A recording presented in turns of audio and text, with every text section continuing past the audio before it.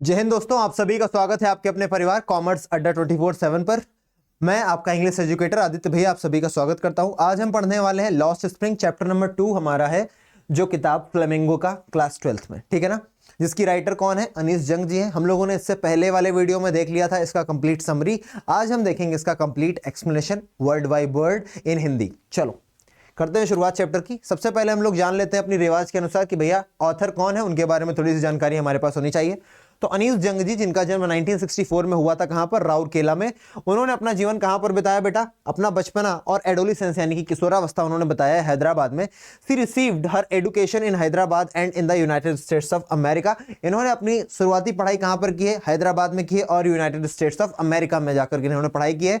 इनके जो पेरेंट्स थे दोनों के दोनों राइटर्स थे, दोनों के दोनों लेखक थे। और अनीस जंग जी ने अपना जो करियर था एज अ राइटर शुरू किया, एज अ लेखक शुरू किया था इंडिया में ही। उन्होंने कई सारे एडिटोरियल्स लिखे और कॉलम्स लिखे। इन्होंने कॉलमनिस्ट और एडिटर दोनों का काम किया है for major newspapers in India and abroad as well, and has authored several books, और उन्होंने कुछ किताबें भी लिखी हैं। The following is an excerpt from her book. ये जो हमारा चैप्टर होने वाला है लॉस्ट स्प्रिंग, ये एक अंश है। एक्सेप्ट का मतलब क्या होता है, यहां पर गया हमारा एक्सेप्ट। एक्सेप्ट का मतलब होता है अंश, किसी किताब का पार्ट। तो ये एक्सेप्ट है किताब जिसका नाम था बेटा lost spring stories of stolen childhood. एक किताब इन्होंने लिखी lost spring stories of stolen childhood, जिसका ये एक छोटा सा अंश है जो हमारे सामने क्लास 12th में है। हियर शी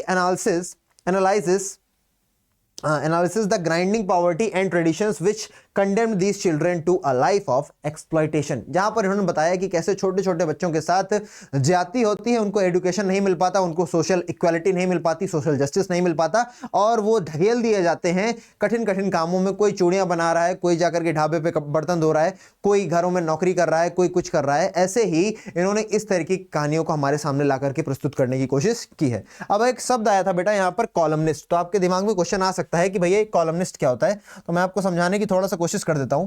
आपके घरों में अखबार जरूर आता होगा, तो अखबार में बेटा एक पन्ना होता है जिसको हम लोग क्या बोलते हैं, एडिटोरियल। क्या बोलते हैं बेटा, एडिटोरियल। एडिटोरियल बोलते हैं इंग्लिश में, और हिंदी में उसको संपादकीय बोलते हैं। एक साइड में कॉलम बना दिया जाता है, यहाँ पर छोटे से लेख लिखे होते हैं, छोटे से राइटिंग्स होती हैं, इनको हम बोलते हैं बेटा कॉलम। और यहाँ पर लंबे लंबे जो होते हैं काफी ज्यादा वर्ड्स से, उनको हम एडिटोरियल्स बोलते हैं। तो ये वाला पार्ट जो सेक्शन होता है उसको हम एडिटोरियल ना कह करके कॉलम बोलते हैं, और इसे लिखने वाले को कॉलमनिस्ट बोलते हैं। अगर नहीं समझ में आया तो अखबार लेना, घर में आता है तो अपना लेना, नहीं तो अड़ोस पड़ोस से जाकर के अखबार लेना। हिंदी का भी लेना तो संपादकीय के बगल में जस्ट इधर क्या मिलेगा आपको, जो भी आपको सेक्शन दिखेगा वो कॉलम मिलेगा। बढ़ते हैं आगे अब चैप्टर के साथ। चैप्टर में हम बढ़े उससे पहले आप लोगों को याद दिला दूं कि आप लोग सब्सक्राइब कर लें चैनल को इसी तरीके की शानदार वीडियोस के लिए, क्योंकि आपका यहां पर क्लास 11th का, क्लास 12th का, बाद में सीयूईटी का कंप्लीट सिलेबस कराया जाएगा। फिर से बोलूं, कंप्लीट सिलेबस कराया जाएगा, और आपको इंश्योर कराया जाएगा कि आप 90+ मार्क्स हर हाल में गेन कर सकें और मजे के साथ ये पढ़ाई हो, बर्डन ना लगे आपको। लाइक और शेयर आप करते ही हैं आई थिंक, तो शेयर जरूर कर दें अपने दोस्तों के साथ, ताकि वो भी आपको थैंक्स बोल सकें कि थैंक यू दोस्त, तुमने मेरी मदद की इतने अच्छे कंटेंट तक पहुंचाने में। पढ़ते हैं बेटा चैप्टर के साथ। Sometimes I find a rupee in the garbage. कभी कभी मैं गार्बेज में, कचड़े में 1 रुपया पा लेता हूं। ये कौन बोल रहा है, ये बच्चा है साहिब। ये बच्चा कौन है, साहिब। और ये हमारी कौन है, ये हमारी ऑथर है, जिनका नाम क्या है, जिनका नाम हम सभी जानते हैं, अनीस जंग है। तो जब अनीस जंग जी पूछ रही हैं, मैं इसको पढ़ लेता हूं फिर हिंदी में ट्रांसलेट करता हूं आपके सामने, कि sometimes I find a rupee in the garbage, why do you do this. ये कौन पूछ रहा है कि तुम ये क्यों करते हो, है ना। ये कौन पूछ रहा है, अनीस जंग जी पूछ रही है भैया कि ये तुम क्यों करते हो। आई आस्क साहिब, मैंने साहिब से पूछा, whom I encounter every morning, है ना, जिससे मैं एनकाउंटर करती हूं, कहां पर, जिससे मैं मिलती हूं। एनकाउंटर का मतलब क्या होता है बेटा, एनकाउंटर का मतलब होता है टू मीट। एनकाउंटर का मतलब क्या होता है, एनकाउंटर का मतलब होता है टू मीट, है ना, कहीं पर मिलना, कहीं पर मिल जाना। Scrounging for gold in the garbage. Scrounging का मतलब क्या है बेटा, स्क्राउंजिंग का मतलब है छानबीन करता हुआ पाया जाता है बच्चा। क्या करता हुआ पाया जाता है, छानबीन। ये जो बच्चा है ये छानबीन करता हुआ पाया जाता है for gold in the garbage, कचड़े में गोल्ड ढूंढता हुआ। गोल्ड का मतलब सोना नहीं है, कचड़े में कुछ ऐसी चीजें जो काम की हो, जो रिसाइकलेबल हो, उसके लिए गोल्ड यूज किया गया है। Dumps of my neighbourhood. Sahib left his home, Sahib है उसने अपना घर छोड़ दिया था। Left his home long ago, बहुत पहले। Set amid the green fields of Dhaka. इसका घर कहां पर है, जो हरी हरी वादियां थी, जो हरे हरे मैदान थे ढाका के, वहां पर इसका घर था और वहीं पर इसके खेत भी थे। His home is not even a distant memory। अब इसको अपने घर की कुछ याददाश्त भी नहीं है, अपने घर के बारे में कुछ पता भी नहीं है, क्योंकि there were many storms that swept away their fields and homes। क्योंकि वहां पर कई सारे क्या थे, many यानी कई storms आए थे, कई सारे तूफान आए थे, जिन्होंने क्या किया, swept away, जिन्होंने पूरी तरीके से उजाड़ करके रख दिया इनकी खेतों को और इनके घरों को। हिज मदर टेल्स हिम, इसकी उसकी मम्मी ने बताया था उसको कि भैया तूफान आया था ढाका में। ढाका बांग्लादेश की राजधानी है जहां की जो करेंसी है वो टका है, ढक्का टका ढक्का टका, याद हो गया। चलो, that's why they left looking for gold in the big city where he now lives, है ना, जहां पर वो बिग सिटी में रहता है। कहां पर रहता है ये? अब ये रहने लग गए हैं आकर के सीमापुरी में। अभी हम लोग जान लेंगे कहां रहते हैं ये लोग। तो अभी रहते हैं सीमापुरी में, जो कि ईस्टर्न पार्ट ऑफ दिल्ली है, ईस्टर्न दिल्ली में बोल सकते हो। चलो बढ़ते हैं आगे। तो I have nothing else to do, जब उन्होंने पूछा ऑथर ने कि भाई ये तुम क्यों करते हो, उसने बोला मेरे पास कुछ और करने को है ही नहीं, पैसे तो है नहीं कि स्कूल जाके पढ़ाई कर सके। तो ही मटर्स, मटर्स का मतलब होता है स्पीक सॉफ्टली, है ना। मटर्स का मतलब क्या होता है? मटर्स का मतलब हो जाएगा बेटा स्पीक सॉफ्टली। और हिंदी में अगर मैं बोलूं तो बुदबुदाना, हिंदी में क्या बोल सकते हैं बेटा? बुदबुदाना। इन सभी के बेटा नोट्स बना लेना, क्योंकि आपसे सिनोनिम पूछता है जब वो क्या बोलते हैं एक्सट्रैक्ट बेस्ड क्वेश्चन पूछता है ना। लुकिंग अवे, उसने दूसरी तरफ देखते हुए धीमे से बुदबुदाया, धीमे से अपने मुंह में बोला कि मेरे पास कुछ और करने को नहीं है। तो मैंने क्या बोला? मैंने उससे बोला गो टू स्कूल। मैंने का मतलब क्या है? अनीस जंग, ऑथर ने क्या बोला? अनीस जंग ने बोला ऑथर ने कि स्कूल जाया करो। आई से ग्लिबली, अब ग्लिबली का मतलब क्या है? ग्लिबली का मतलब एम्बैरेसिंगली, है ना, एम्बैरस होते हुए मैंने उससे ये बोला। क्या होते हुए? एम्बैरस होते हुए मैंने उससे ये बोला। थोड़ा सा शर्म मुझे भी आ गई कि यार जब पैसे नहीं तो कैसे ही जाएगा, है ना। रियलाइजिंग इमीडिएटली, ये जानते हुए कि how hollow my advice must sound, कि जो मैंने उसको एडवाइस दी, जो मैंने उसको सलाह दी, वो उसको कितनी खोखली, कितनी यूजलेस, कितनी इलॉजिकल लगी होगी, कितनी इलॉजिकल लगी होगी, है ना, हॉलो लगी होगी। There is no school in my neighbourhood, तो उस बच्चे ने क्या बोला? साहिब ने बोला कि मेरे स्कूल, मेरे आस पड़ोस में कोई भी स्कूल नहीं है। When they built one I will go, जब वो एक स्कूल बना देंगे मेरे पड़ोस में तब मैं जाऊंगा। तो उसी पर क्या बोला अनीस जंग ने? क्या बोला अनीस जंग ने? थोड़ा मजाक के स्वर में बोला if I start A school will you come. मैंने आई आस्क हाफ जोकिंगली, है ना, थोड़ा सा मजाकिया स्वभाव में बोला कि अगर मैं एक स्कूल बनाऊं तो क्या तुम आओगे? तो वो बोला यस। साहिब आलम जिसका पूरा नाम है, बाद में पता चलेगा। साहिब ने बोला यस मैं जरूर आऊंगा, स्माइलिंग ब्रॉडली, काफी ज्यादा स्माइल करते हुए बोला हाँ मैं जरूर आऊंगा। खुशी की बात उसके लिए। तो A few days later, कुछ दिनों बाद I see him running up to me, मैंने उसे देखा कि वो मेरी तरफ दौड़ता हुआ चला आ रहा था। running up to me, is your school ready, और वो मुझसे आकर के पूछता है कि क्या आपका स्कूल रेडी हो गया? तो it takes longer to build a school, I say embarrassed at having made a promise that was not mean। तो मैं शर्माते हुए उसे बोल रही हूं, क्योंकि मैं embarrassed हूं, मैं शर्मा रही हूं, मैं इस बात से थोड़ा सा शर्मसार हूं, क्योंकि मैंने एक ऐसा प्रॉमिस कर दिया उससे जो मैं मीन नहीं करती थी, जो मैं पूरा करने के इरादे में नहीं थी। तो मैंने उससे क्या बोला कि it takes longer to build a school, कि भैया एक स्कूल बनाने में बेटा थोड़ा ज्यादा समय लगता है। हालांकि वो बनवाने नहीं जा रही थी, लेकिन मजाक किया था, तो अब उन्हें बुरा लग रहा था क्योंकि उस बच्चे ने उस मजाक को सीरियसली लिया था। आगे देखते हैं। But promises like mine abound in every corner of his bleak world, बहुत इंपॉर्टेंट लाइन है ये। promises like mine, जैसा वादा मैंने किया वैसे ही कई वादे क्या होते हैं? अबाउंड, अबाउंड का मतलब होता है किसी चीज का अधिकता में होना, है ना, मोर देन सफिशिएंट होना। ऐसे जो बच्चे होते हैं, जो गरीब होते हैं, उनके जीवन जो होता है, उनका जो उजाड़ जीवन है, यहां पर ब्लीक वर्ड लिखा हुआ है। वर्ड यानी कि उनका पूरा संसार, और ब्लीक यानी कि उजाड़ संसार, जिसमें कुछ भी नहीं है, एकदम दुख, डिप्रेशन और यातनाओं के अलावा जिनके जीवन में कुछ भी नहीं है। उनको कई सारे लोग वादे करते हैं, जैसे पॉलिटिशियंस वादा करते हैं कि तुम्हारी गली में ये करवाएंगे, तुम्हारे यहाँ नालियां बनवाएंगे, स्कूल बनवाएंगे, अस्पताल बनवाएंगे। जो अमीर लोग आते हैं वो कहते हैं कि बेटा तुमको एक नया घर देंगे क्योंकि मेरे पास इतना ज़्यादा पैसा है। जो टीचर्स आते हैं वो कह देते हैं कि हम तुम्हें फ्री में क्लासेस पढ़ाएंगे, पर 1-2 दिन पढ़ा करके वो नहीं करते। तो ऐसे जो वादे हैं, इनके उजाड़ संसार में, इनके दुखी संसार में कई सारे हैं, क्योंकि लोग सिर्फ वादे कर देते हैं, इनसे पूरा कोई भी नहीं करता। इसीलिए यहां पर ऑथर ने बोला कि प्रॉमिसेस लाइक माइन, जैसा वादा मैंने किया, इनके जीवन में, इनका जो बर्बाद जीवन है, उनके जीवन में भरे पड़े हैं ऐसे वादे। आगे देखते हैं क्या चर्चा होती है। After months of knowing him, जब कई महीने हो गए मुझे उसे जानते हुए, तब मैंने उसका नाम पूछा उससे। तो उसने अपना नाम क्या बताया? साहिब ए आलम, जिसका मतलब क्या होता है? लॉर्ड ऑफ द यूनिवर्स, है ना, संसार का स्वामी। ही अनाउंस, उसने बोला he does not know the meaning, हालांकि वो अपने नाम का मतलब नहीं जानता था। आगे देखते हैं। If he new it's meaning Lord of universe, अगर उसे पता होता कि इसका मतलब होता है संसार का स्वामी, संसार का राजा, he would have hard time believing it, तो उसे काफी कठिन होता है इस बात को बिलीव करना, क्योंकि उसका नाम जरूर साहिब आलम है, लेकिन वो ढूंढता फिर रहा है कचरा, वो भी गार्बेज में। आगे देखते हैं। Unaware of what his name represent, अपने नाम के से अनअवेयर होते हुए, अपने नाम के मतलब से अनभिज्ञ होते हुए, he roams the streets with his friends, वो अपने दोस्तों के साथ रोम करता है, यानी कि घुमा करता है, भटका करता है इधर से उधर। An army of barefoot boys, एक बच्चों की आर्मी, एक बड़े काफी सारे बच्चों का झुंड है जो बेयरफुट है, जो नंगे पांव घुमा करते हैं। Who appear like the morning birds and disappear at the noon, जो छोटे में, जो सुबह कैसे दिखते हैं, ऐसा लगता है जैसे कि मॉर्निंग बर्ड्स हों, है ना, जैसे कि सुबह चिड़ियां आती हैं चहचहाती हुई, बाद में दोपहर होते हुए चली जाती हैं, उसी तरीके मॉर्निंग बर्ड की तरीके क्या होते हैं, ये बच्चे आ जाते हैं और बाद में चले जाते हैं। यही क्वेश्चन आपसे एमसीक्यू के फॉर्म में भी पूछा जाएगा, इसलिए ध्यान रखना कि बच्चों को किससे कंपेयर किया गया है, इन बच्चों को मॉर्निंग बर्ड्स से कंपेयर किया गया है। आपका एक नंबर आपको मैंने यहीं पर दे दिया है एमसीक्यू का। पढ़ते हैं, why aren't you wearing chappals. फिर मैंने उससे पूछा, अनीस जंग ने, ऑथर ने पूछा कि तुम चप्पल क्यों नहीं पहने हो यार, तो उसने बताया my mother did not bring them down from the shelf. तो उसने बोला मेरी मम्मी ने उसको शेल्फ से नीचे नहीं लाई है। शेल्फ यानी कि दराज होती है, जैसे कई सारी अलमारियों के ऊपर एक अलमारी होती है सबसे ऊपर वाली, उसके ऊपर दराज होती है, तो वहीं पर रखी है। ही आंसर सिंपली, उसने सिंपली बताया कि भैया चप्पल है ही नहीं, मतलब चप्पल है लेकिन मम्मी ने ऊपर से उतारी नहीं है, शेल्फ में रखी हुई है। Even if she did it he will throw them off. कौन बोलता है ये, adds another who is wearing shoes. एक दूसरा बच्चा जो कि जूते पहने, वो क्या बोलता है, अगर मेरी मम्मी जूते उतार भी देंगी ना, चप्पल उतार भी देंगी, तो उनको फेंक देगा। क्यों फेंक देगा भैया, दैट डू नॉट मैच, क्योंकि वो बच्चा जिसके जूते मिल नहीं रहे ना, जो एक में काला जूता या एक में नीला जूता, ऐसे फटे पुराने जूते, अलग अलग जूते पहने हैं, उसने बोला अगर मेरी मम्मी उतार भी देंगी ना जूते चप्पलें, तब भी मैं उन्हें पहनूंगा नहीं। क्यों नहीं पहनूंगा भाई, क्योंकि वो गंदी होगी, टूटी हुई होगी, पुरानी होगी, बहुत ज्यादा फटी होंगी, इसलिए शायद, है ना। When I comment on it, he shuffles his feet। जब मैंने इस पर कुछ कमेंट किया तो उसने अपने पैरों को शफल किया, मतलब आगे पीछे किया, और क्या किया, says nothing, और कुछ नहीं कहा। I want shoes, उसने कहा कि मुझे जूते चाहिए। किसने कहा, said a third boy, एक तीसरे बच्चे ने कहा कि मुझे जूते चाहिए। Who has never owned a pair of shoes in all his life, जिसने अपने जीवन में कभी भी एक जोड़ी जूते नहीं देखे थे, या एक जोड़ी जूते ओन नहीं किए थे, अपने पास नहीं रखे थे। Travelling across the country I have seen children walking barefoot in cities on village roads. It is not lack of money but a tradition to stay barefoot is one exceptional explanation. वो क्या बोल रही है यहाँ पर, इतना पूरे भारत में जब मैंने ट्रेवल किया तो मैंने कई सारे बच्चों को देखा जो नंगे पैर टहला करते हैं, जो हमेशा नंगे पैर रहते हैं, और वो जो नंगे पैर हैं उनके लिए क्या है भाई, आगे बोल रही हैं, I wonder if that is only an excuse to explain away perpetual state of poverty.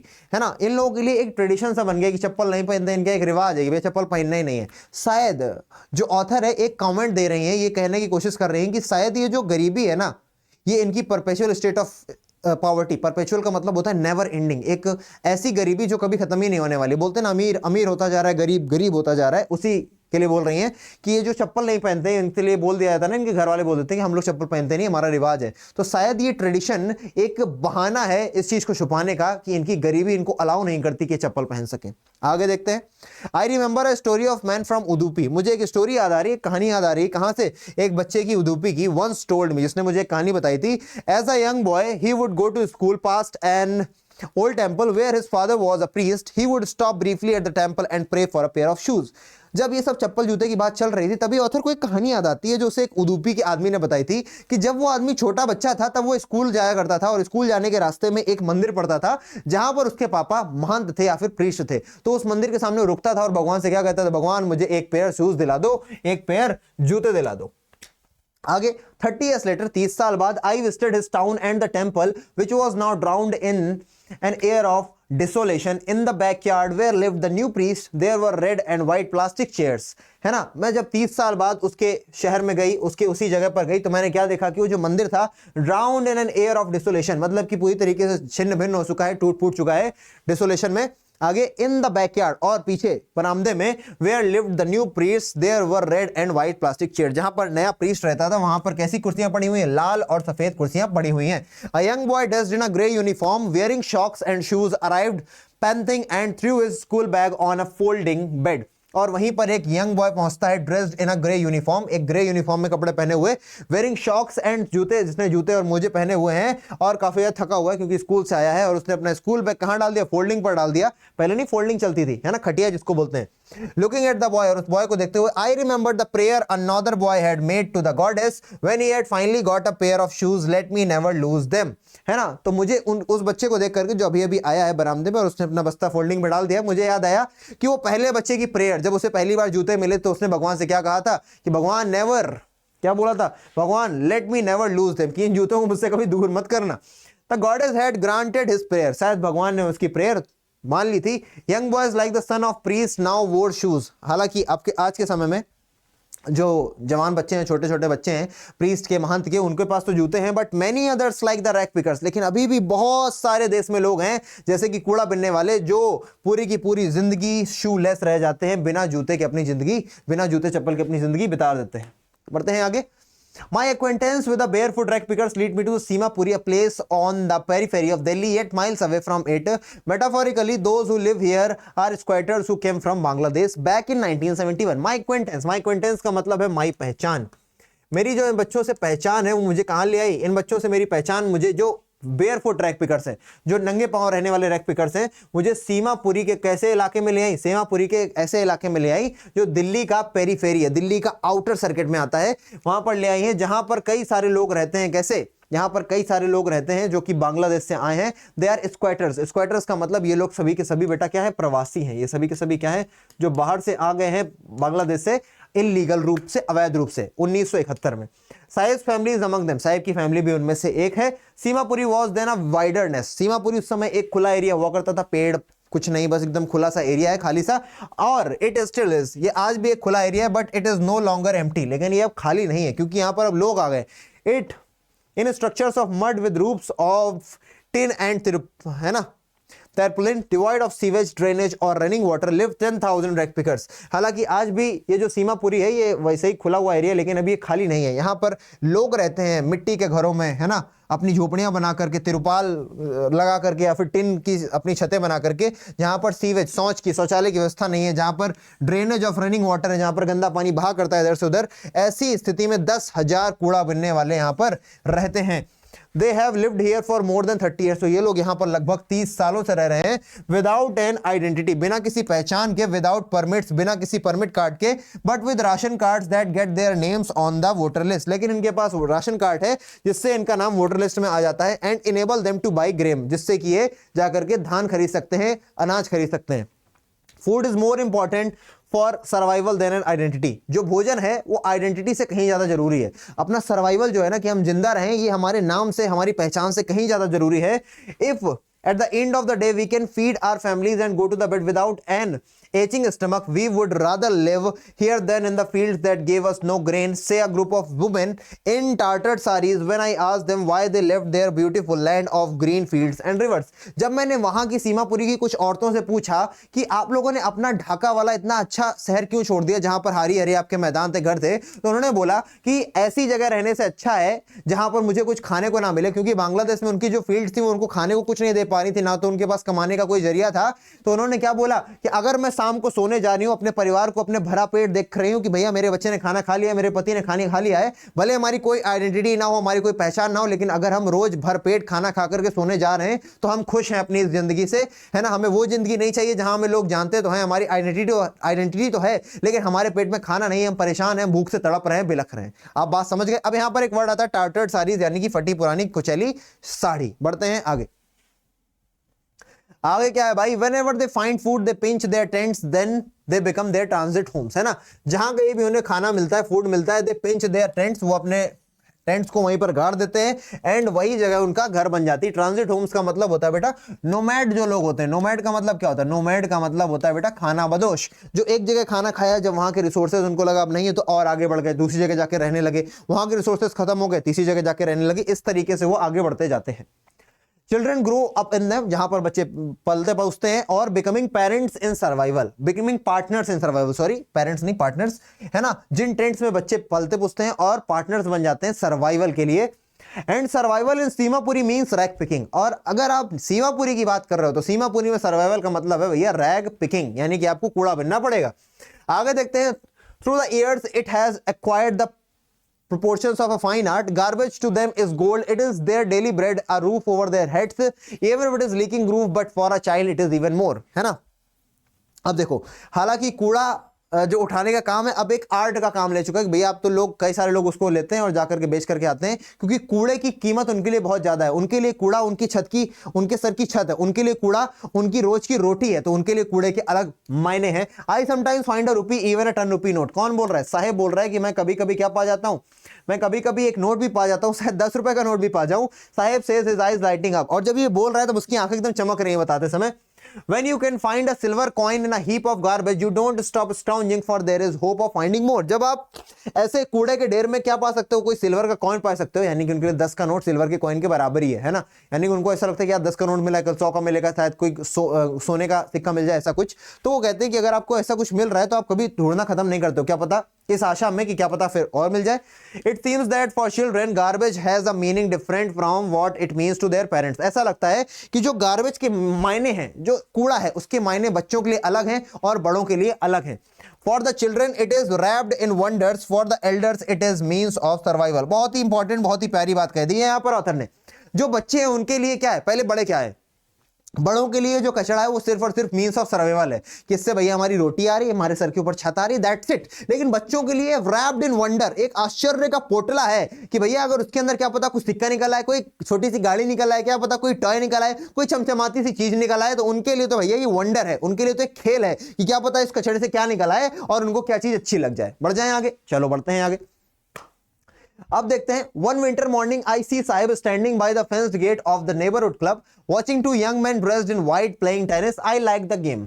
अब मैंने एक सुबह, एक ठंड की सुबह क्या देखा कि भैया फेंस, यानी कि भैया जो मेड़ होती है ना, जहां पर मतलब गेट बंद करते हैं किसी चीज का, तो फेंस पर खड़े होकर के देख रहा था दो लोगों को क्या खेलते हुए, टेनिस खेलते हुए, जो सेरेना विलियम्स खेलती हैं, है ना, टेनिस खेलते हुए देखा। और क्या बोलता है, I like the game he hums. उसने धीमे से बोला, हम्स का मतलब speak in very low voice, है ना, वेरी सॉफ्टली।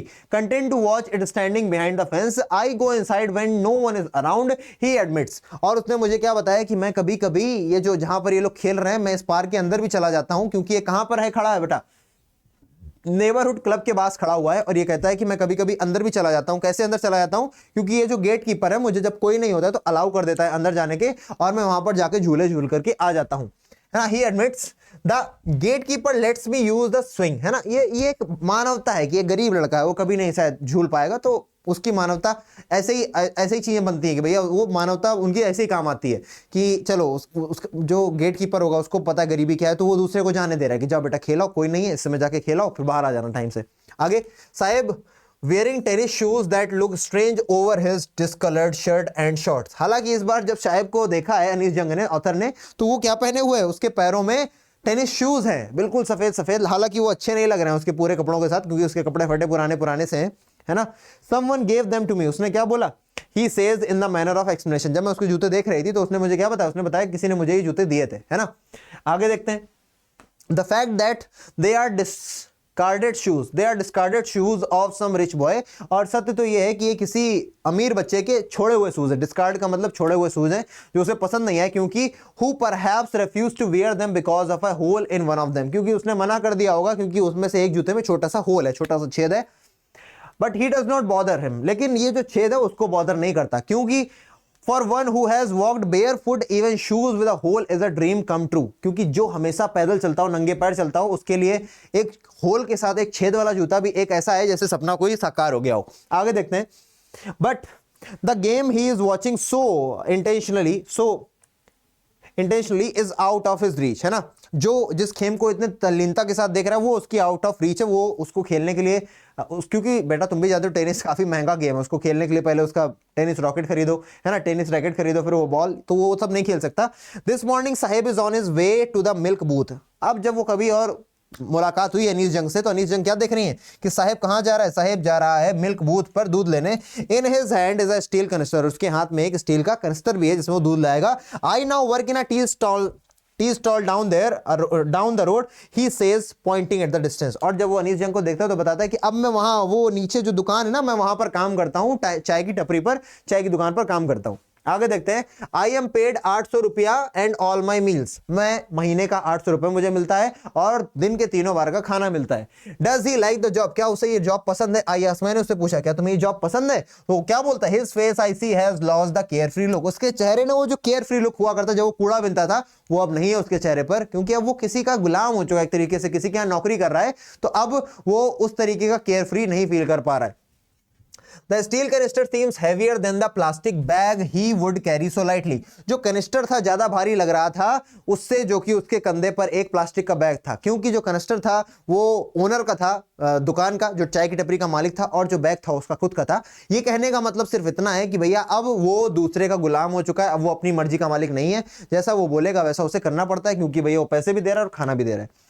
आगे देखते हैं क्या बोला है भाई। Saheb is no longer his own master, कि साहेब अब अपनी मर्जी का मालिक नहीं है। Now he is no longer his own master. अब यहां तक हमने पढ़ ली किसकी कहानी, यहां तक हमने पढ़ी साहेब बाबा की कहानी, किसकी कहानी पढ़ी हमने? यहां तक हमने पढ़ी साहेब चाचा की कहानी, साहेब भैया की। अब किसकी बात होगी? अब हम बात करेंगे मुकू की। मुकू बोले तो मुकेश, क्योंकि ऑथर ने कई सारे बच्चों से अपने इनकाउंटर जो हुए, जो मिली, उनके बारे में लिखा है। तो अब हम मुकेश के बारे में बात करेंगे। चलो, तो I want to drive a car, ये कौन बोल रहा है? ये बोल रहा है मुकेश। मुकेश क्या बोल रहा है? मुकेश बोल रहा है कि मैं एक कार को ड्राइव करना चाहता हूं। मुकेश क्या बोल रहा है? मुकेश बोल रहा है मैं एक कार ड्राइव करना चाहता हूं। Mukesh insist on being his own master. अभी देखो, यहां पर इन्होंने बात खत्म करी थी कि भैया जो साहिब था is no longer his own master, और यहां पर देखो उसी का कॉन्ट्रास्ट आ गया कि Mukesh insist on being his own master, कि अपनी मर्जी का मालिक बनना चाहता है, अपने द्वारा चाहे गए काम को करना चाहता है, जो काम उसे पसंद है वो काम करना चाहता है। ही अनाउंसेस, उसने कहा I will be a motor mechanic, और मैं एक मोटर मैकेनिक बनूंगा। Do you know anything about cars, क्या तुम कुछ भी जानते हो कार्स के बारे में? अनीस जंग ने, ऑथर ने पूछा उससे। I will learn to drive a car, मैं सीख लूंगा कार कैसे चलाई जाती है। He answers looking straight into my eyes, बिल्कुल मेरी आंखों में देखते हुए उसने बोला कि हाँ मैं कार चलाना सीख लूंगा। ये बताता है उसके फर्म डिटर्मिनेशन को, ये बताता है उसके दृढ़ निश्चय को, ये बताता है उसके सॉलिड माइंडसेट को कि हाँ भाई वो कर लेगा, क्योंकि उसके दिमाग में है बात। His dream looks, यहाँ looms, हाँ looms like a mirage amidst the dust of streets that fill his town Firozabad famous for its bangles। ऐसा लगता है, अब ये कहाँ रहने वाला? ये रहने वाला है बेटा फिरोजाबाद का, जो कि चूड़ियों के लिए फेमस है, अपने कड़ों के लिए फेमस है। ऐसा लगता है जो इसका सपना है एक दूर की कौड़ी है, क्योंकि जहां वो रहता है ना फिरोजाबाद, वहां कोई भी गराज की दुकान नहीं है जहां वो जाके सीख सके। बढ़ते हैं आगे। Every other family in Firozabad is engaged in the making of bangles। हर एक फैमिली जो है फिरोजाबाद में किस चीज में बिजी है बेटा? engaged यानी कि बिजी है, engaged यानी कि absorbed है, बिजी है। क्या काम करने में बेटा? चूड़ियां बनाने के काम में। It is the centre of India's glass blowing industry. Firozabad केंद्र बिंदु है भारत के चूड़ी बनाने के कारखानों का, या फिर ग्लास से बनने वाली चीजों का। And where families have spent generations working around furnaces, जहां पर परिवारों ने अपनी सदियां पुश्तें बिता दी हैं किसके पास काम करने में? फर्नेस यानी कि भट्टियों के पास काम करने में, वेल्डिंग ग्लास के साथ काम करने में, जो काले काले चश्मे होते हैं वेल्डिंग करते समय, मेकिंग बैंगल्स, चूड़ियां बनाते for all the women in the land. It seems, ऐसा लगता है मानो फिरोजाबाद की चूड़ियां पूरी दुनिया में यहीं से चूड़ियां जाती हैं, यहां के लोग पूरी दुनिया के लिए चूड़ियां बनाते हैं।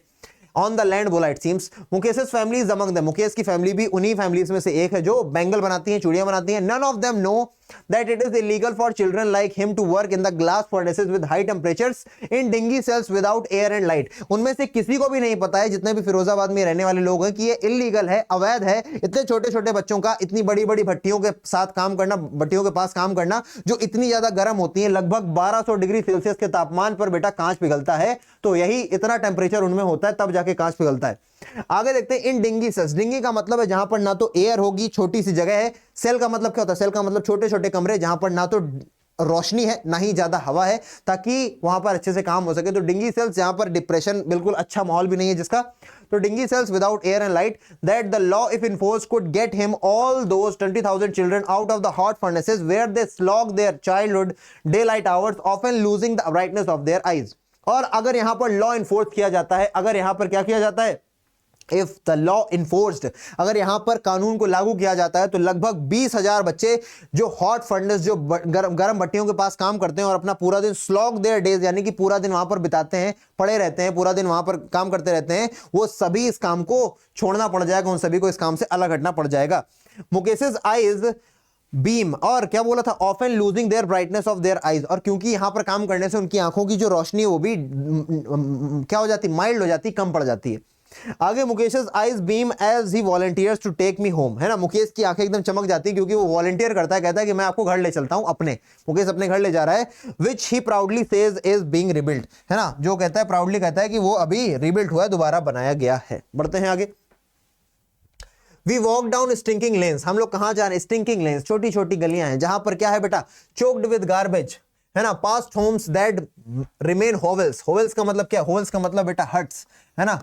जो एकदम झोपड़ियों की तरीके हैं। With crumbling walls and wobbly doors, no window, crowded with families, no window, crowded with families of humans and animals coexisting in primeval state, है ना? हम कैसी गलियों में होते हुए गए? क्योंकि भैया मुकेश ने कहा कि मैं आपको अपना घर दिखाता हूं, तो वो मुझे ऐसी गलियों में से लेकर के जा रहा है, क्योंकि भैया जहां पर घर है वहीं ले जाएगा, जो एकदम धसी पड़ी है, कसे गार्बेज से, जहां पर एकदम गार्बेज, कूड़ा कचड़ा धसा पड़ा है ना? वहां पर छोटी छोटी घर बने हुए, छोटे छोटे, यानी कि क्या बोलते हैं उसको, झोपड़ियां बनी हुई हैं। एंड क्रम्बलिंग वॉल्स, जहां पर एकदम झरझर दीवारें हैं कि अगर हाथ मार दो तो गिर जाएं।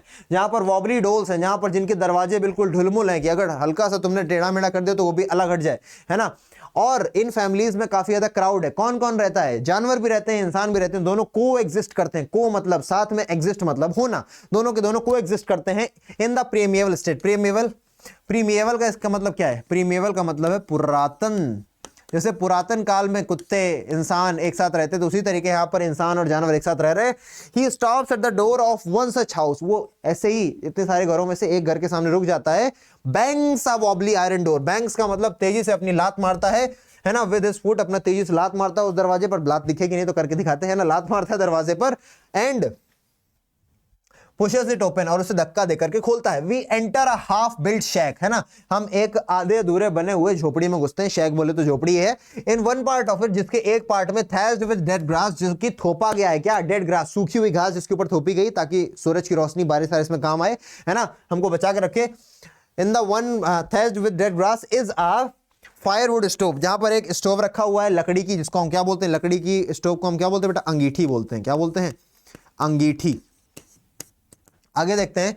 Over which sits a large vessel of sizzling spinach, जिसके ऊपर बैठा हुआ है कौन? जिसके ऊपर अपना एकदम आराम से बैठा हुआ है एक पतीला, जिसके ऊपर क्या है भैया? सिजलिंग स्पिनच, पालक की सब्जी। चिटर चिटर हो रहा है, आवाज आती है ना। जब सिजलिंग का मतलब होता है जब आप किसी चीज को गर्म करते हो पानी में डालकर, खास करके सब्जियों को, हरी पत्तियों को, थोड़ा चिट चिट की आवाज आती है, वही सिजलिंग स्पिनच रखी हुई है ऑन द ग्राउंड। और जमीन पर और भी प्लेटर्स हैं। Large aluminium platters are more chopped vegetables, और लार्ज जहां पर बड़े से एल्यूमिनियम के प्लेटर में और भी कटी हुई सब्जियां रखी हुई हैं। A frail young woman is cooking evening meal for the whole family. उनमें से एक यंग वुमन है, कैसी? फ्रेल। फ्रेल अभी बताते हैं क्या होता है, क्या कर रही है? खाना बना रही है पूरे परिवार के लिए। फ्रेल का मतलब होता है बेटा वीक, वीक का मतलब होता है बेटा कमजोर, है ना। वीक, एक कमजोर लड़की है, कमजोर औरत है, वो क्या कर रही है? सबके लिए खाना बना रही है। Through eyes filled with smoke she smiles, हालांकि उसकी आंखों में स्मोक भरी हुई है, क्योंकि भैया अंगीठी के पास तुम जानते हो लकड़ी जब जलती है तो धुआं निकालती है, धुआं आंखों में उसके भरा है, फिर भी वो स्माइल करती है मुझे देख करके। She is the wife of Mukesh's elder brother. Question आपको बता दिया गया, आपको पूछा जाता है बेटा एमसीक्यू में भी और शॉर्ट आंसर में भी कि भैया ये जो औरत है जो खाना बना रही है फैमिली के लिए, कौन है? ये कौन है? तो आपका आंसर मिलता है कि ये मुकेश की भाभी है और मुकेश के एल्डर ब्रदर की वाइफ है। आगे बढ़ते हैं। Not much older in years, बहुत ज्यादा उम्र में बड़ी नहीं है। She has begun to command respect as bahu, उसको एज अ बहू घर में इज्जत मिलने लगी है। The daughter in law of the house already in charge of 3 men, जो कि 3 आदमियों की इंचार्ज हो चुकी है। कौन कौन? हर हस्बैंड, अपने पति की, मुकेश की इंचार्ज है, और उनके पिता की, दोनों के, यानी कि अपने पति की, अपने ससुर की और अपने देवर की इंचार्ज है। When the older man enters, जब ओल्डर मैन का मतलब क्या है? जब वो उनके ससुर घर पर आते हैं, है ना, जब मुकेश के पापा घर आते हैं। She gently withdraws behind the broken wall, वो बहुत ही आराम से कहां चली जाती है? ब्रोकन वॉल, टूटी हुई दीवार के पीछे चली जाती है। एंड ब्रिंग्स हर वेल, और अपना दुपट्टा, अपना वो जो क्या होता है उसको, अरे यार वो जो चेहरे पर डालती हैं महिलाएं, उसको दुपट्टा नहीं बोलते, उसको बोलते हैं, अरे जो भी होता है यार, ऐसे करके नहीं डाल देती हैं, उस शादी में जो दुल्हन होती है उसके चेहरे पर भी रहता है पूरा टाइम। दुपट्टा नहीं बोलते यार, उसको क्या बोलते हैं? पल्लू। और अपना पल्लू ढक लेते जाकर के जब उसके ससुर आते हैं, दीवार के, टूटी हुई दीवार के पीछे जाकर के। ठीक है, बढ़ते हैं आगे। आगे जानते हैं एज कस्टम डिमांड्स, जैसा कि कस्टम यानी कि रीति रिवाज डिमांड करते हैं। Daughter in law must veil their faces before male elders, है ना। डॉटर इन लॉ जो होती हैं, जो बहुएं होती हैं, उनको अपने एल्डर्स के सामने, जो घर के बड़े बुजुर्ग होते हैं, उनके सामने अपना पल्लू डाल लेना चाहिए। In this case the Elder is an improvised bangle maker, और इस स्थिति में जो एल्डर है, जो बुजुर्ग है, कौन है? एक इम्पावरिज्ड का मतलब एक दुर्बल, और क्या बोलते हैं, हर तरीके से दुर्बल, है ना, धन से भी दुर्बल और शरीर से भी दुर्बल एक आदमी है, बेंगल मेकर है। Despite long years of hand labour, हालांकि उसने बहुत सालों तक हैंड लेबर, हाथ से काम किया है। हाथ से क्या क्या किया भाई? फर्स्ट एज अ टेलर, पहले तो एज अ टेलर के रूप में काम किया, और उसके बाद बेंगल मेकर। दोनों ही काम बेटा हाथ से होते हैं, चाहे आप टेलर हो, है ना, दर्जी भी हाथ से ही कपड़े बिनता है, सिलता है, और जो बेंगल मेकर है वो भी हाथ से ही चूड़ियां बनाता है। He has failed to renovate a house, है ना, वो एक घर को रिनोवेट करने में हार गए। Send his 2 sons to school, और इस चीज में भी वो असफल हुए हैं कि अपने दोनों बच्चों को स्कूल नहीं भेज सके, साथ ही साथ वो अपने घर को रिनोवेट भी नहीं करवा पाए। All he has managed to do is teach them what he knows, केवल एक चीज में वो मैनेज कर पाए हैं कि भैया जो भी वो जानते थे वो कर पाए हैं, the art of making bangles. And उनके पास एक और चीज उन्होंने सीखी है, व्हाट ही नोज, उनके पास केवल एक चीज है, वो एक ही चीज जानते हैं भैया कि कैसे बैंगल बनाते, कैसे चूड़ियां बनाते, वही उन्होंने अपने बच्चों को सिखा पाया है। It is his karma, his destiny, says Mukesh's grandmother, who has watched her own husband go blind with the dust from polishing glass of bangles. हालांकि जो दादी है मुकेश की, वो कहती हैं कि ये इनके खुद के कर्म है, ये इनकी डेस्टिनी है ये इनका भाग्य है, ये इनकी नियति है। अगर इन्होंने इस कास्ट में जन्म लिया है बैंगल मेकर की, तो हर एक बैंगल मेकर को यही जिंदगी होने वाली है, जिसने अपने पति को क्या देखा है, अंधा होते देखा है। लगातार जो डस्ट करते समय, पॉलिश जब करते हैं किसमें, चूड़ियों में, तो उसकी डस्ट आती है, कुछ पार्टिकल्स आते हैं और आंखों में वो आने के बाद लोग अंधे हो जाते हैं। तो वो क्या कहती हैं, ये तो भैया नियति है, अगर इसमें जन्मोगे, क्या बोलते हैं, इस कास्ट में, तो तुम्हारी जिंदगी यही होगी। आगे देखते हैं, can a God given lineage ever be broken. उनका ये मानना है, क्या ये भगवान की दी हुई जो ये एक नियति है, ये जो एक पूरी की पूरी कड़ी है, क्या ये कट सकती है, क्या ये छोड़ी जा सकती है? तो लीनियज का मतलब यही हो जाता है कि भैया ये जो पूरा का पूरा एक लीनियज, क्या बोले अब इसको हिंदी में, समझ पा रहे हो ना मेरी बातों से, है ना? जो भगवान ने हमको एक ऐसी समस्याएं दे रखी हैं इस कास्ट में पैदा होने के कारण कि अगर कोई यहाँ पर पैदा होगा तो उसे ये सब झेलना ही पड़ेगा, तो यही लीनियज है। समझ रहे हो? क्या ये लीनियज कभी खत्म होगी? She implies born in the caste of bangle makers, they have seen nothing but bangles in the house, in the yards, in the every other house, every other yard, every street in Firozabad. कहती है कि अगर यहां पर पैदा होने के कारण, बैंगल मेकर की जाति में पैदा होने के कारण, चूड़ी बनाने वालों के यहाँ पैदा होने के कारण, उन्होंने अपने जीवन में चूड़ियों के अलावा कुछ नहीं देखा। हर अगले घर में चूड़ी, हर बरामदे में चूड़ी, हर कमरे में चूड़ी, हर जगह चूड़ी, चूड़ियां ही चूड़ियां हर जगह आपको देखने को मिलेंगी। बढ़ते हैं आगे। Spirals of bangles, sunny gold, paddy green, royal blue, pink, purple, every colour born out of the 7 colors of rainbow, lie in mounts in unkempt yards, are piled on 4-wheeled hand carts pushed by young man along the narrow lanes of the shanty town. ठीक है ना? तो spiral of bangles, ये देखो कई सारी जो bangles होती है ना, 4-5 बैंगल, 1, 6, 7, एक, अब आप जो मम्मी लोग बैंगल खरीदने जाते भी है चूड़ियां, तो 1-2 नहीं खरीदती, 12-12, 14-14 चूड़ियां एक साथ खरीद करके तब वो एक कट्ठा बन जाता है। तो स्पाइरल्स ऑफ बैंगल्स, है ना, सनी गोल्ड, एकदम चमचमाती गोल्ड की तरीके सुनहरी, पैडी मतलब धान की तरीके हरी, धान की तरीके हरी, रॉयल ब्लू, पिंक, पर्पल, ये सभी कलर की यहां पर क्या मिल रही हैं, चूड़ियां हैं। जितने भी इंद्रधनुष से रंग निकाले जा सकते हैं रेनबो से, उन सभी कलर की यहां पर चूड़ियां मिलेंगी। लाइन माउंट्स इन अनकेम्प्ट यार्ड्स, है ना, कि यानी कि यहां पर गंदे जैसे भी यार्ड है, जो भी बरामदे हैं, वहां पर खूब सारे गट्ठों में पाई जाएंगी। और जो यंग मैन है, यहाँ की शैंटी गलियां, जो तंग गलियां हैं, वहां पर क्या कर रहे होंगे, वहां पर वो उनको ढो रहे होंगे अपनी, किसमें बेटा, ठेलों पर। ठेले होते हैं ना 4 में, जिसमें वो लोग आते हैं, सब्जी ले लो, बनाना ले लो, दुनिया भर की चीजें बेचने आते हैं, तो ठेले में आते हैं। वही ठेलों पर लोग तुम्हें मिल जाएंगे धक्का देते हुए। क्या धक्का देते हुए? खूब सारी चूड़ियों को लेकर के इधर से उधर घुमाते हुए, ताकि वो बेच सकें। And in dark hutments next to the lines of flames of flickering oil lamps sit boys and girls with their fathers and mothers welding pieces of coloured glass into circles of bangles. और in dark हटमेट्स, यानी कि इन अंधेरी गुफाओं में, sorry, इन अंधेरी गुफाओं नहीं, इन अंधेरी झोपड़ियों में आपको लोग मिल जाएंगे, बच्चे मिल जाएंगे अपने मम्मी पापा के साथ बैठे हुए, खूब सारे दियों की लाइन के बगल में, ऐसे दिए जो कभी जल रहे हैं कभी बुझ रहे हैं, ऐसे दियों के बगल में बैठे लोग मिल जाएंगे, जो क्या कर रहे हैं, जो चूड़ियों को जोड़ने का काम कर रहे हैं, चूड़ियों की वेल्डिंग करने का काम कर रहे हैं, चूड़ियां बनाने का काम कर रहे हैं।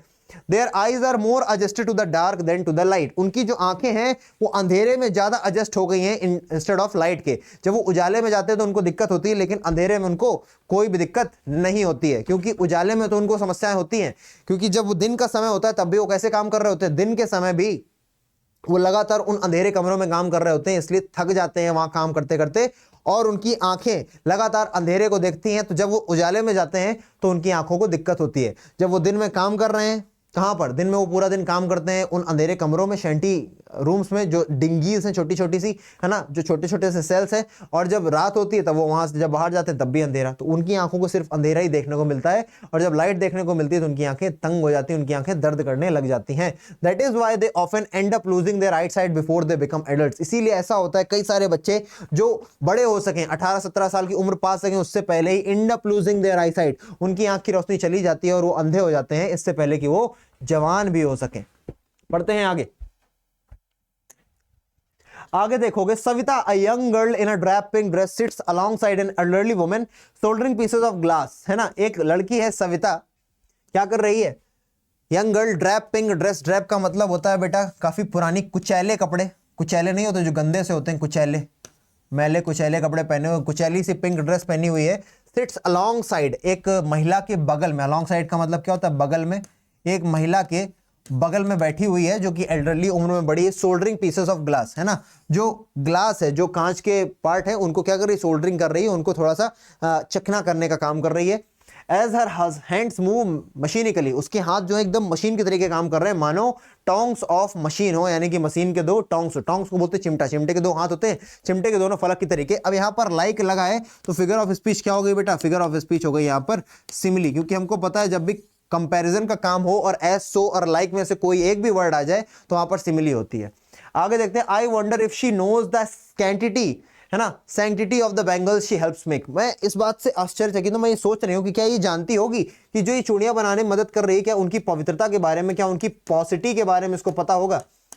पॉसिटी बोल लो या फिर पवित्रता बोल लो, क्योंकि चूड़ियों का हमारे यहाँ हिंदू धर्म में काफी ज्यादा रोल होता है। देखते हैं आगे, इट सिंबलाइजेस, जो चूड़ियां होती है सिंबलाइज करती हैं एन इंडियन वुमेन्स सुहाग ऑस्पिशियसनेस इन मैरिज, क्योंकि ये जो चूड़ियां होती हैं ये हिंदू समाज में किसी महिला के किसको रिप्रेजेंट करती हैं, उसके सुहाग को। एक चुटकी भर सिंदूर की कीमत तुम क्या जानो महेश बाबू, एक सुहागन के सिर का ताज होता है चुटकी भर सिंदूर, तुमने लाइन सुनी होगी ओम शांति ओम में। ऑस्पिशियसनेस, कितना ज्यादा पवित्रता को ये रिप्रेजेंट करती हैं, है ना, ये जो चूड़ियां होती हैं किसी शादी की। It will dawn on her suddenly one day when her head is draped with a red veil, her hands dyed red with henna and red bangles rolled onto her wrist. एक दिन आएगा जब उसके हाथ पर भी ये चूड़ियां आ जाएंगी, जब उसके सर पर क्या आ जाएगा, ड्रैप्ड, उसके मत्थे पर भी एक लाल दुपट्टा, एक लाल पल्लू आ जाएगा, और वो भी उसकी भी शादी करा दी जाएगी, तब उसकी रिस्ट पर भी ये लाल लाल चूड़ियां आ जाएंगी, तब उसको इनकी सैंक्टिटी के बारे में पता चलेगा। She will then become a bride, वो तब क्या बन जाएगी, एक दुल्हन बन जाएगी।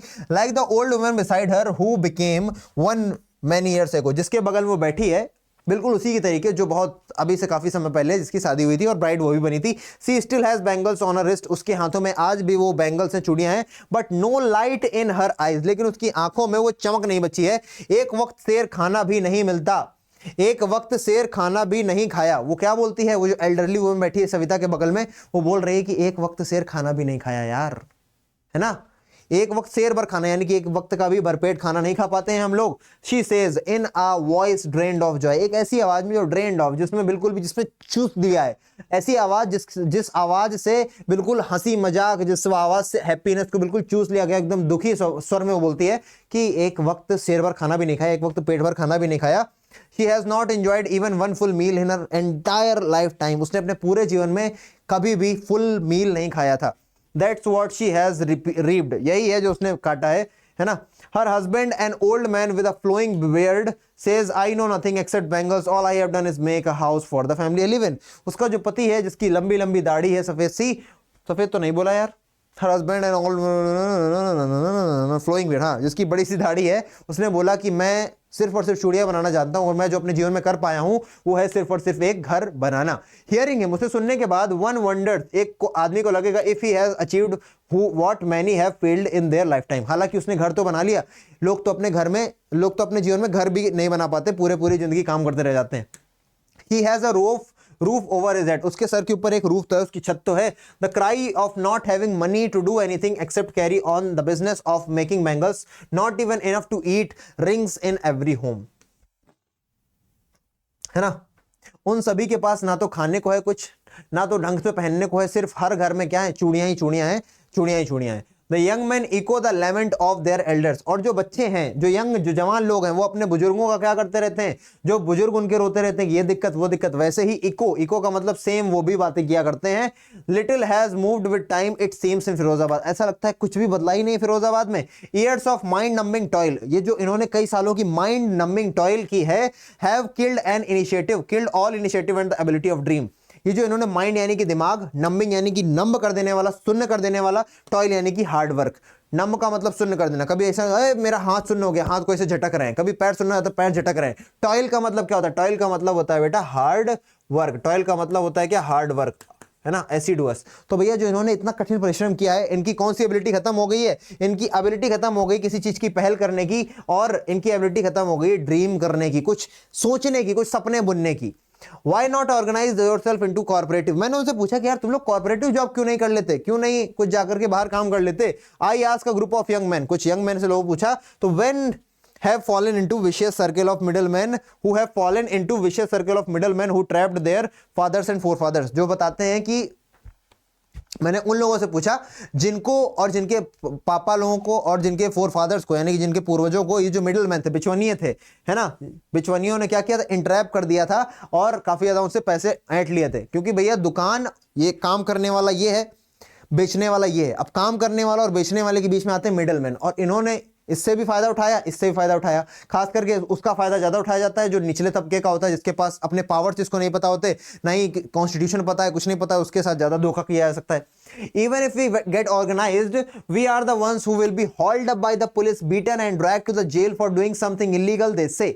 उन्होंने कहा अगर हम अपने आप को कॉर्पोरेटिव में जॉब करा भी लें, वहां जाकर कुछ करने भी लगे, तो हम ही वो लोग होंगे जिसको पुलिस खींच करके ले जाएगी और हम लोगों को पीटेगी, ड्रैग करेगी, वहां पर खींच करके मारा पीटी करेगी कुछ इलीगल करने के लिए। उन्होंने ऐसा कहा, there is no leader among them, हमारे बीच में कोई भी लीडर नहीं है। No one who could help them see things differently, हमारे भी जैसा कोई भी नहीं जो चीजों को अलग तरीके से देख सके, क्योंकि हम सभी लोग वही दुराचार, वही उसी तरीके से चीजों को देख रहे हैं जैसे बाकी हमारे पूर्वजों ने देखा। जो उन्होंने भोगा वही हम भी भोग रहे हैं। कोई हमें से नहीं है जो हमारा लीडर, जो हमारा नेतृत्व कर सके। हमें से कोई भी ऐसा नहीं है जो अलग तरीके से चीजों को देख सके और हमें दिखा सके।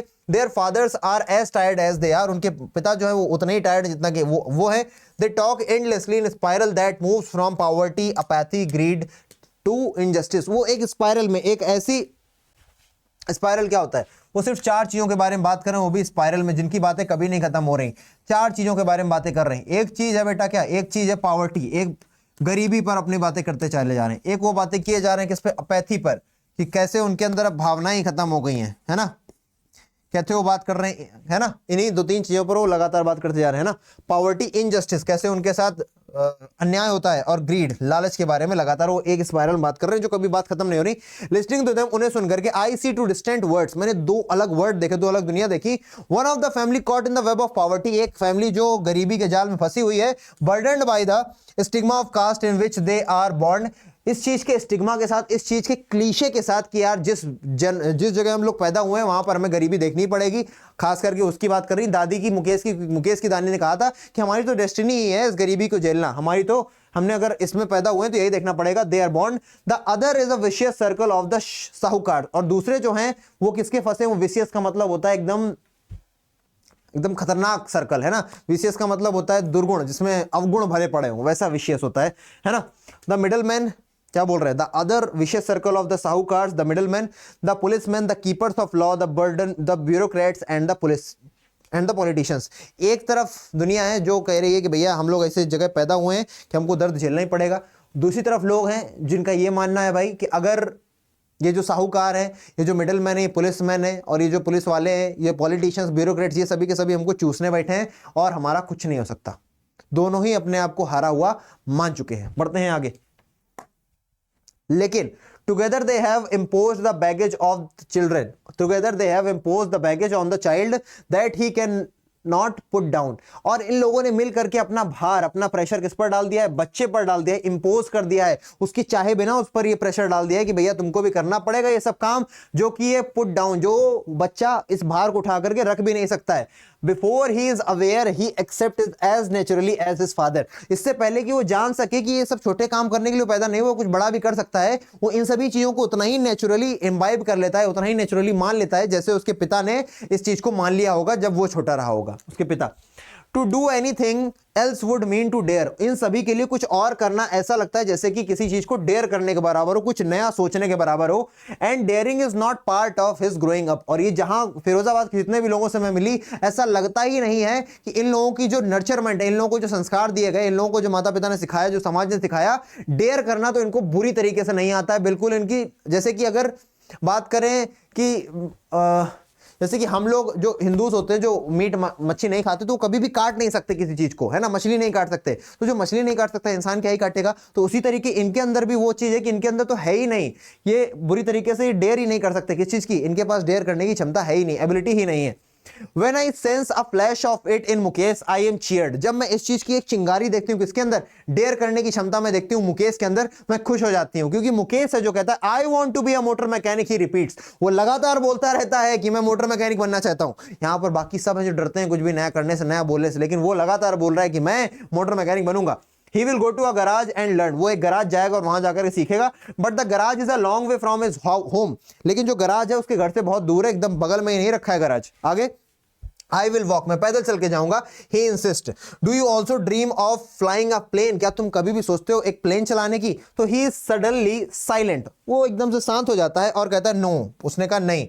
स्टेयरिंग एट द ग्राउंड, जमीन को देखते हुए कहता है और शांत होकर बोलता है नहीं, मैं कभी प्लेन चलाने के बारे में नहीं सोचता हूं। इन हिज स्मॉल मर्मर, अपनी धीमी सी आवाज में, there is an embarrassment that has not yet turned into regret, उसकी धीमी सी आवाज में एक शर्म तो है लेकिन वो अभी तक पश्चाताप में नहीं बदली है, यानी कि कुछ तो कर रहा है ना करने से अच्छा है कुछ करना। आगे, he is content to dream of cards that he sees hurling down streets of his town, है ना। वो कंटेंट है, वो संतुष्ट है किसके बारे में सपना देख करके? वो संतुष्ट है इन मोटर गाड़ियों को देख करके, क्योंकि वो संतुष्ट है ये सपना देख करके कि वो जो गाड़ियां हैं ना जो उसकी गली में, फिरोजाबाद के टाउन में हर्लिंग डाउन, इधर तो मुंह मुंह करती हुई घुमा करती हैं, उनका मैकेनिक बनेगा, उन्हें चलाएगा।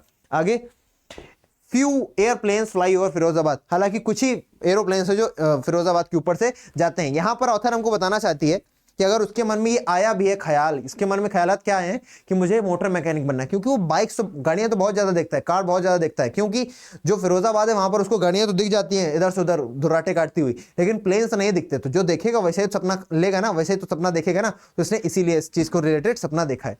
यहाँ पर आपका ये चैप्टर खत्म होता है। अगर आपको कोई भी समस्या परेशानी है तो आप लोग कमेंट जरूर करोगे, और अगर आपको ये सेशन समझ में आया है, मजा आई है, तो आप लोग अपनी पॉजिटिविटी को मुझ तक पहुंचाने के लिए कमेंट जरूर करोगे आदित्यम शरणम गच्छामि, या फिर आपको जो भी सेशन जैसा भी लगा मुझे बताएंगे। कोई आपका अगर सुझाव है कि भैया इस तरीके से सेशन को होना चाहिए, इस चीज को और बता दिया करिए, तो वो भी अपने सुझाव आप कमेंट सेक्शन में दे सकते हैं। आपके जितने भी सजेशन, जितने भी रिक्वेस्ट और जितने भी आपकी एडवाइस होगी उसको सराखों पर रखा जाएगा और उसके हिसाब से चीजों को मोल्ड किया जाएगा।